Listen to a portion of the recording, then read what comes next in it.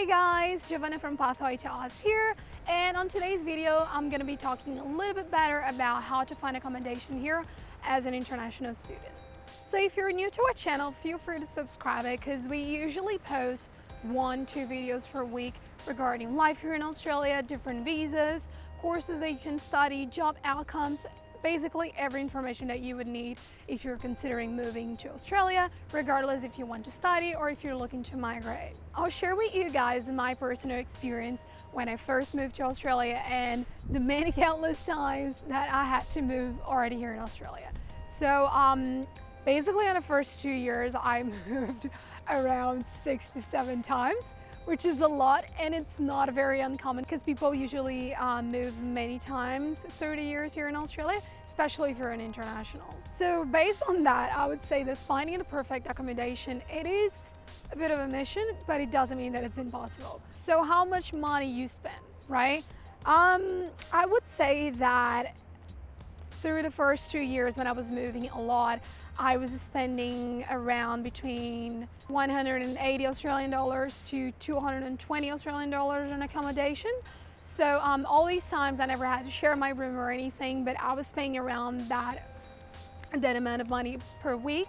But if you're looking to save a little bit more of money, just go and share your room with a friend, you know, like you can just share with another friend that you trust. Don't trust like anyone that you see, especially online and all, but like if you know someone that you could easily see yourself sharing a room with, you can just drop that price that I said from 180 to 110, 120 per week, which means that you'd be spending basically nothing on accommodation here. Now, how do I find accommodation, right? So the first website, as I mentioned before, that I looked when I was back in Brazil was Airbnb. So you can easily find Airbnb places in every city. And if you only want to rent it for a couple of weeks or maybe a month, it would be the ideal, you know, because Airbnb, you don't want to rent something that's going to be for like 6 months, 12 months. Obviously, otherwise you're going to be spending so much money. So Airbnb is a quick, easy fix.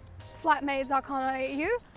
I honestly feel like I should be sponsored by them because I absolutely love flatmates.com.au. It's such a great website for you to find accommodation. I never had any sort of drama, any sort of issues with them. Basically, anyone can advertise. You see photos, you can chat with the person that it's advertising the room. You can check everything that you would want to know before you make a big move, you know? So everyone makes their own profile. You can make your own profile saying, what do you want in a house, or what do you want in a flatmate, or da da da da da. And I would say it's a pretty good idea because it's like if you match with a house, if you match with a flatmate, you can just message them, go and visit the house, and then boom, you just move. Facebook groups and marketplace, right? So obviously I always say that you have to be a little bit more careful when it comes to social media and all of that stuff, because you never know who's posting on those groups and on the marketplace. But it's also a very good fix, you know. I had a lot of friends that used to advertise directly on Facebook, or I had many friends through the years here, and myself, I also have already posted on Facebook looking for places, and there are many groups for accommodations for international students. They are even divided by nationality, so you can even try and find someone to live that's from your home country.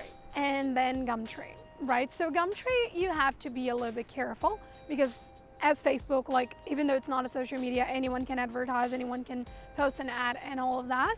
But I would say that sometimes if you're stuck on those websites that I already mentioned or looking at those places, it is a good suggestion. It's a good plan B to just have a look, just browse around. Same thing, they can advertise photos of the house, photos of the bedroom, and they have all their contacts over there, so you can just touch base with them directly. Hostels. So here on the Gold Coast, you can find hostels basically everywhere, especially on the main areas like Surfers Paradise, Coolangatta. And obviously it's not a good fix on the long run, but if you just need somewhere to live for a couple of weeks, 3 weeks, or if you're in between movings and stuff, so you can just easily grab your stuff and go to a hostel, then stay there for like 2 weeks, 3 weeks. I actually remember that my first night here in Australia, I couldn't find Airbnb that I rented.